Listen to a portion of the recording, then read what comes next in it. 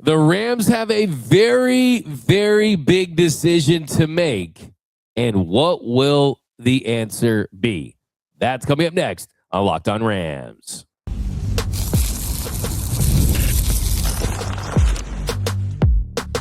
You are Locked On Rams, your daily Los Angeles Rams podcast. Part of the Locked On Podcast Network, your team every day. What is up, Ramily, and welcome to another episode of Locked On Rams, your daily podcast covering your Los Angeles Rams. Free and available wherever you get your podcast. Locked On Rams, part of Locked On Podcast Network, your team every day. We're also available over on YouTube, so if you haven't yet, do me a huge favor. Join the party, hit the subscribe button, hit the notification bell, drop a like, drop a comment. Podcast listeners, write us a review or read on the show. My name is Doug McCann. You can follow me on X and Instagram at DMAC_LA. I've covered LA sports for over a decade, 24/7 sports, Bleacher Report, SI, Dodgers Nation, the LA Sports Report. As always, I'm joined by the Rams pre, half, and post-game show host for the Rams flagship radio station, ESPN 710 LA. He just finished his 11th season covering your Los Angeles Rams, the People's Champ, Mr. Travis Rogers. You can follow him on X at Travis Rogers. And on today's episode, McVay back, Sneed back. They're going to be Rams for the foreseeable future. We're also continuing our series on the big takeaways from the 2025-2026 season. And is it the best idea to bring back Davante Adams? But first, today's episode is brought to you by FanDuel. It's the last call for football on FanDuel. If you're a new customer, bet just $5 and get $200 in bonus bets if you win. All right, Travis. So real quick, we talked about yesterday's show, but we got to get our thoughts on Sean McVay. It's not like we were worried that Sean McVay was leaving, but he was set to expire with his contract, him and Les Snead. We don't know any details about the contract as far as the financials, the years, but we do know that him and GM Les Snead, who's been the GM of the Rams since 2012, will be Rams for the foreseeable future. Yeah, it's great news for Rams fans because, I think that we've kind of gone through a whole bunch of different iterations of what the timeline for the Rams was. Like for a while, it was the Todd Gurley timeline, and then it's the Aaron Donald timeline. I think for a brief period of time, it was the Jared Goff timeline, and then it was the Matthew Stafford timeline, the Cooper Kupp timeline. Well, none of those were right. Those guys are all incredibly important, but the timeline is Sean McVay because we know that the life in the Rams universe is pre and post McVay. Pre-McVay was stale. It wasn't particularly interesting, wasn't particularly good, it wasn't particularly successful. And then Sean McVay shows up and he's winning 62% of his games. He goes to the playoffs virtually every season. He just finished his third NFC Championship appearance. He's been to the Super Bowl a couple of times. He's put a Lombardi trophy in the front office. So he is the window. You need a quarterback. You need wide receivers, an offensive line, defense, all of those things. But he has had so many different players cycle through at just about every different position that there is. He is the reason that the Rams are one of the most successful teams in the league. Les Snead is a big part of it as well. I don't know if it's, exactly 50-50, but I think it's pretty darn close because he's been able to pull off a bunch of moves. He's been able to find some really good players later in the draft. At the top of that list is Puka Nacua, who might be the best, wide receiver in the whole league. He was a 5th-round draft pick. So locking those two guys up is the single most important thing. We've talked about it. In baseball, the manager matters, but he doesn't really change things a whole lot. You need to have a good team. In basketball, the head coach matters, but whatever. You can only do so much with what you have. In the NFL, if you get the right head coach, everything changes, and it changes fast. Look at the Bears. Look at the Seahawks. Look at the Rams over the last 9 years. When you get the right guy in the right spot, it happens that fast, and the Rams have the best guy in the league. I mean, 10 playoff wins before 40. That doubles John Madden, John Gruden, Mike Tomlin. Like, he is really on a trajectory of his own. I mean, he really could forge out a path to go down as one of the greatest coaches in the history of the National Football League. And a couple of years ago, we wondered, is he burned out? Is he full? Like Aaron Donald would say after one Super Bowl. I think these past two heartbreaking finishes to their seasons. First, it was the division round loss to the Eagles, where you win that game, you host the Commanders to get to the Super Bowl. You feel really good about that possibility. And this past season, you beat the Seahawks, you had to feel really good about your chances as well. We know how much potential the Rams had in 2025 and 2026. They've gotten so close to the finish line again and getting to that mountaintop that I think it burns. I mean, he told reporters yesterday that he might not even be able to watch the Super Bowl because of how much that loss to the Seahawks stinks. He said it was the most heartbreaking loss of his career, and I don't think he's going to retire until he wins another Super Bowl. And part of that makes me pretty excited to be a Rams fan as well. Yeah, I think you're right. I think that, he's chasing a different, end than other NFL head coaches. Other NFL head coaches are trying to make the playoffs. Other NFL head coaches are trying to keep their job. Maybe they're trying to get to a Super Bowl, maybe win a Super Bowl. He's chasing history, right? He's chasing some of the great coaches of the league, whether it's Andy Reid or Bill Belichick or any of the other big names that we've talked about over the last, 50, 60, 70 years. He's on that trajectory, like you said, with the winning percentage, with showing up in the Super Bowls. I think what's interesting, and you mentioned it a second ago, is the burnout that it seemed to have shown up the year after they won the Super Bowl. And not that he has taken his foot off the gas in any meaningful way, but I think he's learned to manage his life in a way that was going to prevent that from becoming something that shows up every once in a while. He was burning so hot at the early part of his career that when it finally went bad in that one season, I'm not sure that he knew how to kind of manage the football with his life and everything else. I think he's kind of figured that out a little bit better because that has never come up again. And I don't think he's working any less hard. I don't think he's any less committed to what he's doing. But the idea of, hey, man, I need to tap the mat and go to TV. I just need to take a break from this. I'm going to kill myself doing this. That hasn't come up. He seems to have a more effective work-life balance, whatever that means for an NFL head coach. I can't imagine. But I don't think that, hey, man, I just got to step away from this so I don't burn myself out. I don't think that's as likely as it was then, because it felt very, very real for a minute. Now, he changed his mind in a week or two, but it did seem real, and we haven't heard from it since. Yeah, that didn't cross my mind at all. That's a fantastic point I didn't even think of, is that this version of Sean McVay feels like a more sustainable version of Sean McVay, where you still feel like he's among the game's greats. He's an elite head coach, but it's not like he's just burning the boats every single practice and he's just living and dying with every play. He's found some balance that I think has helped him. I mean, just life experiences, having kids and getting married. He probably connects differently with some of these players around things, not just about football at this point, right? So yeah, I think that's how to make it manageable. So yeah, I mean, we know how great of a coach he is, and he kind of went off yesterday. He spoke for almost 40 minutes, and a couple of things I was looking for him to talk about was the new offensive coordinator position. I mean, what is he looking for? Because it's kind of funny to have an offensive coordinator on the Rams knowing that he's the guy calling the shots, right? It's kind of a job title, if anything else. And he said about the candidates, he's looking for a quote, "We've got great candidates in-house based on the rules, and I think that what is the appropriate thing? Are you going to do an extensive search to really just dive into what's going to be the best way to bring in new people that helps us continue to build and grow towards where we want to go?" So, of course, Mike LaFleur is now in the division with the Arizona Cardinals, and the Rams need a new offensive coordinator. Yeah, it's you nailed it. It's such a weird job with the Rams. I'm not saying it's not important. I think it is. We've seen a lot of the Rams offensive coordinators go and become head coaches around the rest of the league, but you know this as well as I do. The everydayers will know this. When was the last time we talked about the Rams offensive coordinator in any meaningful way? We talk about the Rams head coach. We talk about Sean McVay's offense. We talk about Sean McVay's play calling. We talk about Sean McVay not wanting to run the ball, or Sean McVay, dialing up the exact right play at the exact right time. The offensive coordinator, he's there, and I'm sure that he does the job of an offensive coordinator, but the pressure that comes along with being an OC in the NFL really doesn't apply to whoever it is in the NFL externally. I'm sure internally it does. I'm sure there are all sorts of expectations inside the organization, but externally, we never talk about that. It's always about Sean McVay, and I have no doubt that he'll find another one that is effective, and I think Nate Scheelhaus has got to be near the top of the list.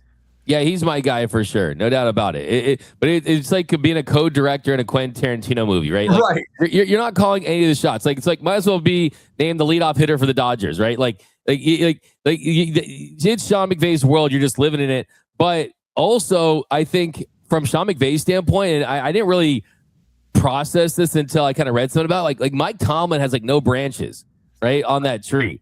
And this is just this is like a part of like the long-term success of the Rams is Sean McVay's name. It gets you jobs. It gets you head coaching jobs. And that position, I think the most value it carries is elevating some internal options to be able to get those guys head coaches. Then you get the next crop of guys that if you just bring one interesting passing concept that leads to a couple of touchdowns, if you open his eyes and say, oh, this and this, and that, like he's not as so egotistical that he's not open to new ideas. I think that's another thing that makes him a really special coach. Yeah, we've talked about this. I think maybe his greatest skill as a coach / executive, whatever you want to call that, is his ability to find other talented coaches. That because he's had to replace them so often. You would think so many different guys come through that you'd swing and miss at a few. And I guess Brandon Staley is the one that didn't really, work out as a head coach. But most of these other guys that go other places have an incredible amount of success in a relatively short period of time. And then he just finds another one. To your point, Doug, he's willing to listen. He's willing to listen to other good ideas. A good idea is a good idea is a good idea. Just because it comes from someone else, he's not so tied up in the ego of it all. And I'm sure Sean McVay has a very healthy ego, as he probably should. But if somebody comes to him with something that works, he's going to listen. He's going to implement it. And that's one of the strengths of this team is that they can turn over their staff as frequently as they do. I don't know what tree has the most branches on it. I never really paid attention in botany, but whatever tree has all the branches, that's the Sean McVay tree. Dude, he's like the Rainforest Cafe, man. It's like, there you go. Like he's going down. By the way, I don't know if he has Instagram, but I didn't see him like this post. And this post was from Xavier Smith at ShineTime19, who said, embrace it all. Take the good with the bad and keep moving. Love this team more than anything. Hashtag year 3. So I don't know if he has a burner account. I didn't see Sean McVay like that post. So I'm going to say. But coming up next, Les Sneed also got a new deal, and he's got some pretty big decisions to make this offseason. One of them is about Davante Adams. We're going to talk about that next on Locked On Rams. Let's be real. Nobody starts a business for the joy of calculating tax withholdings or managing payroll spreadsheets. That's where Gusto comes in, right? To take the stress out of payroll, benefits, and HR so you can focus on running your business and supporting your team.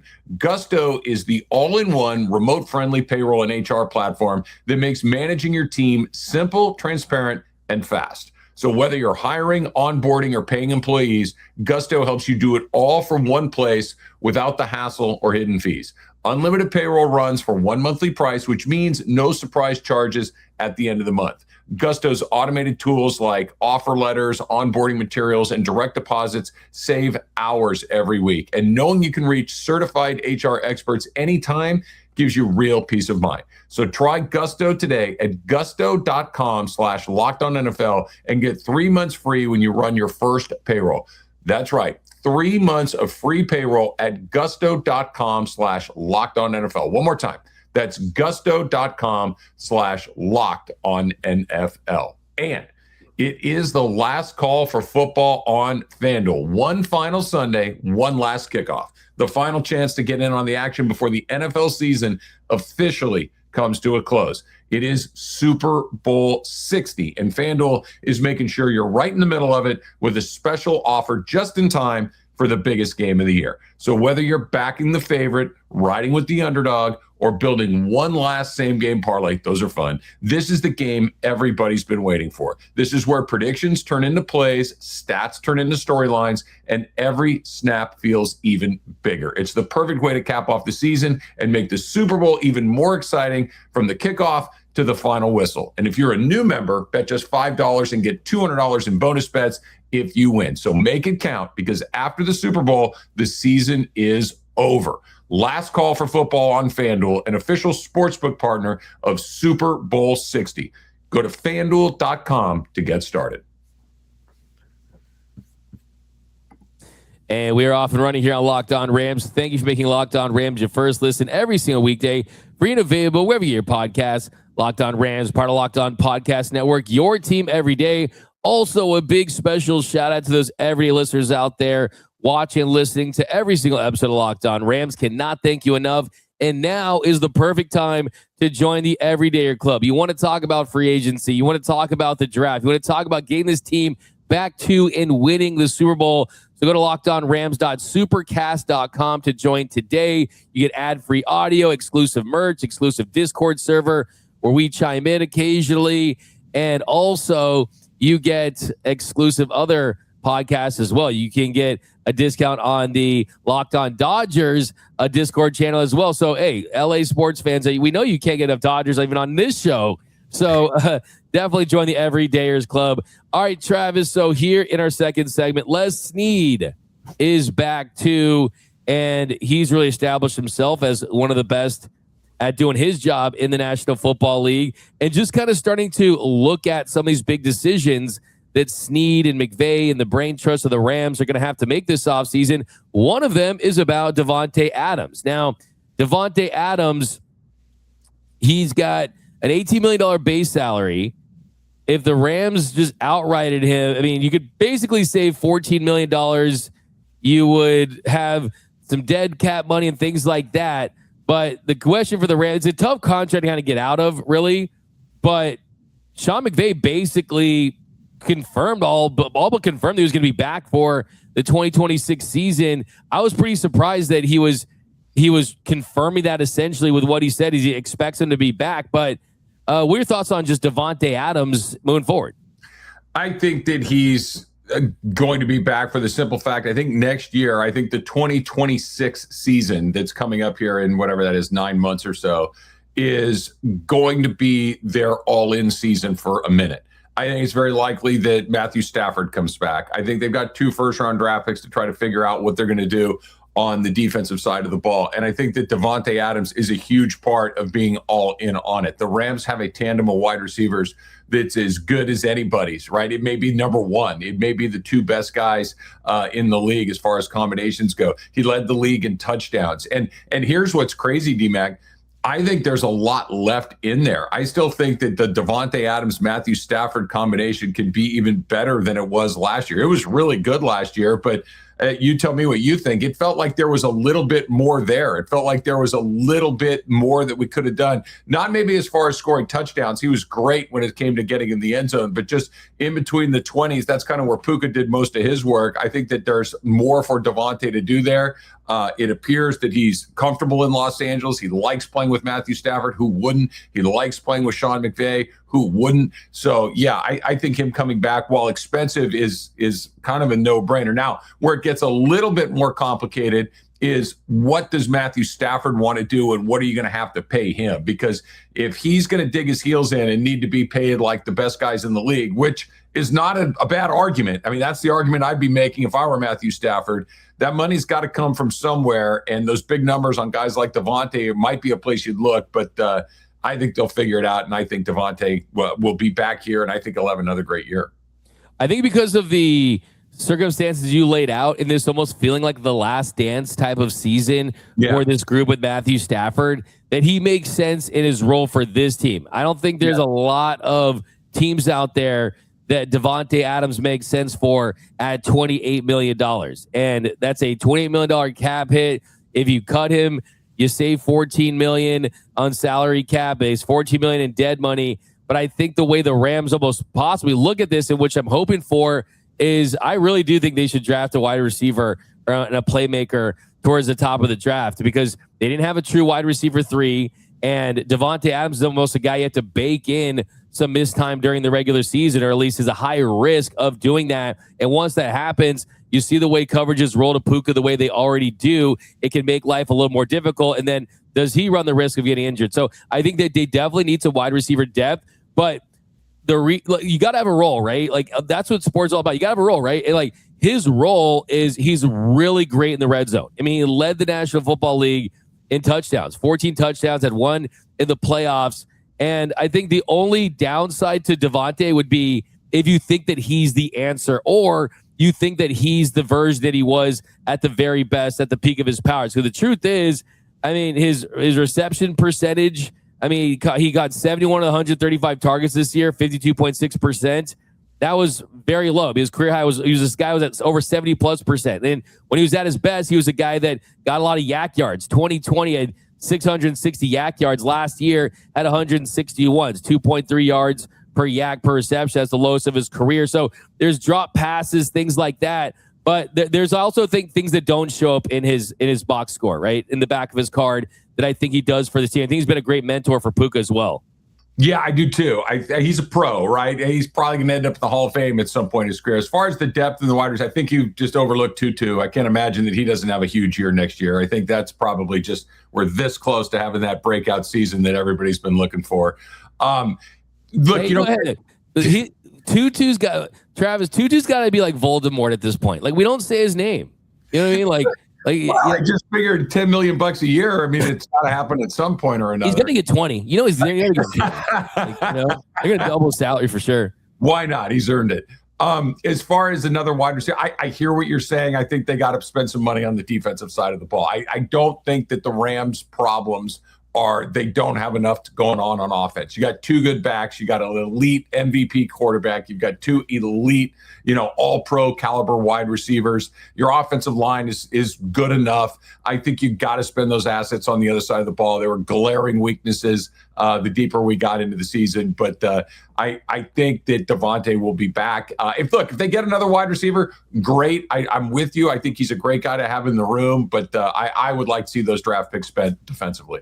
Makai Lemon, fight on, baby. Let's go. Speaking of fighting on, speaking of the Super Bowl, speaking of the game that Devante Adams should be playing in this week, Cooper Kupp talk Matthew Stafford. Are we rooting for or against Cooper Kupp and the Seattle Seahawks? And how big of a problem is Seattle for the Rams moving forward? That's coming up next on Locked on Rams. This episode of Locked on Rams is sponsored by BetterHelp. February can be a lot. Flowers, candy, stuffed animals, and a lot of talk about relationships. And it can honestly feel like everyone else has it all together in their love life. But here's the truth, right? Whether you're married, dating, single, or just focusing on yourself, most people are still figuring it out. And no matter where you are in your romantic journey, therapy can help you find your way. It can help you get clear on what you want, what feels heavy, and how to take some pressure off yourself. It's easy to assume that everyone else has the perfect relationship, but most people are working through some stuff, right? And therapy can help you recognize patterns that might be weighing relationships down. It can help you communicate better, set healthier boundaries, stop carrying everything all by yourself. And even if you're not in a relationship right now, therapy can help you feel more confident in what you want moving forward. And the biggest thing, it reminds you that you're not behind, that you're right on time.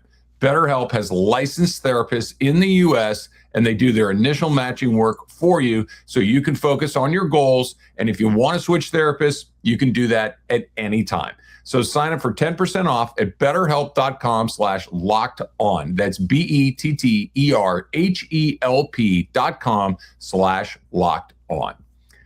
And TurboTax doesn't have to, or I should say, tax season doesn't have to take over your life. This year, TurboTax is making it easier than ever to just hand things off and move on with your day. With TurboTax Full Service, you can have your taxes done for you by a local trusted expert, start to finish, without the stress or guesswork. So instead of spending hours trying to figure out forms, you can meet with a local TurboTax expert in person or connect online. They handle everything from W-2s to self-employed forms and work to get you every deduction. You can upload your documents, go about your day, and get updates right in the TurboTax app. It is a huge time saver and gives real peace of mind knowing that an expert is handling all of it. And for a limited time, you can have your taxes done by a local TurboTax expert for just $150 all in if a TurboTax expert didn't file for you last year. Just file by February 28th.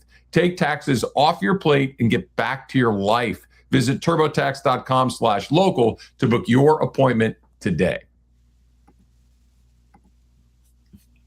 Welcome back to Locked on Rams. Thank you for making Locked on Rams your first listen every single weekday.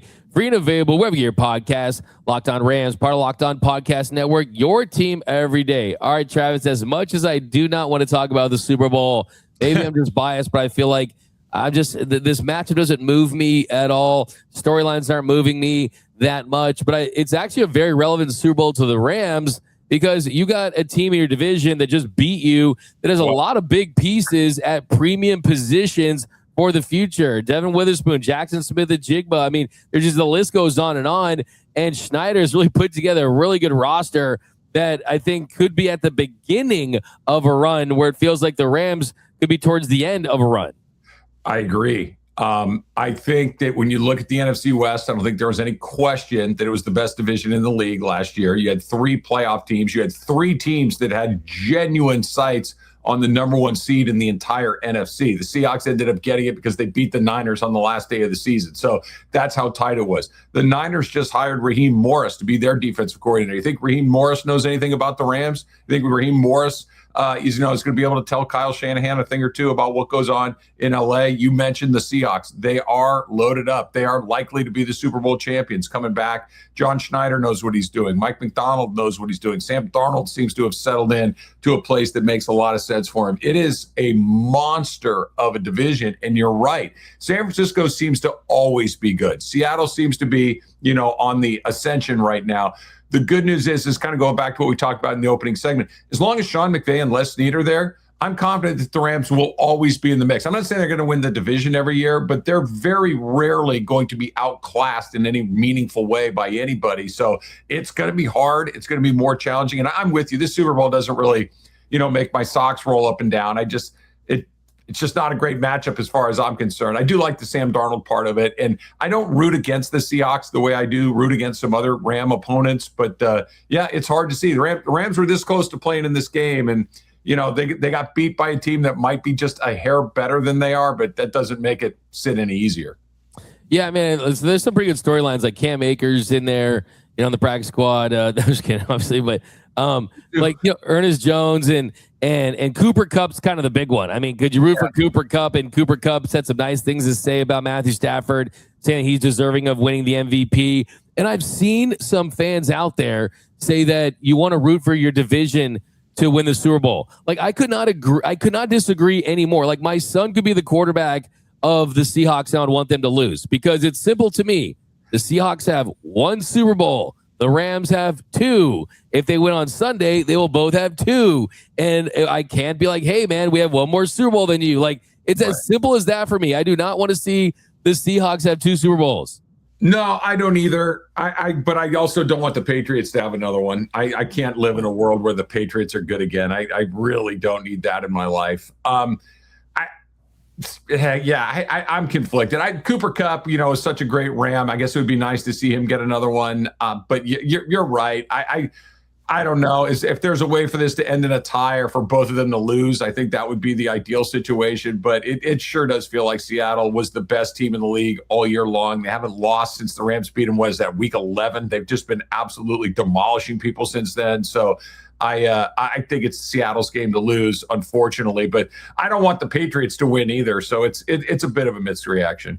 And look, I'm not a big fan of the transitive property, right? Oh, you beat this team, right. That means you're going to be that team. But think about this. If the Seattle Seahawks blow out the Patriots, it's going to make the loss to the Seahawks feel that much worse. Because you're going to feel like as a Rams fan, we would have blew out the Patriots. Look, here's the thing. You said it, I said it, everybody that does this talked about this. The NFC Championship game was the de facto Super Bowl. The Rams and the Seahawks were the 2 best teams in the NFL, and I don't really think anybody would argue too aggressively with that. Yeah, the Patriots are good. The Broncos were good, but the Rams and the Seahawks were better. And whoever lost that game, unfortunately, it's the Rams, was going to feel like, damn, we should be right there because we would have beat the AFC too. It'd be nice to see Zach Charbonnet get a ring. I'm just saying that, though. But that's going to do it for this episode of Locked On Rams. My name is Doug McCain. You can follow the People's Champ, Mr. Travis Rogers, at Travis Rogers. Also, DeMarco and Travis, 3-6. You guys got a show today? Lakers or East Coast Nets? Lakers play the Nets today, so we got to you love these Lakers. Love these Lakers, man. Hey. Definitely on most days, 3-6, ESPN. DeMarco and Travis, must listen, Essential LA Radio. That's going to do it. My name is Doug McCain. Follow me on X and Instagram at DMAC_LA. Follow the People's Champ, Mr. Travis Rogers, at Travis Rogers. And until next time, whose house? It's Locked On Rams House.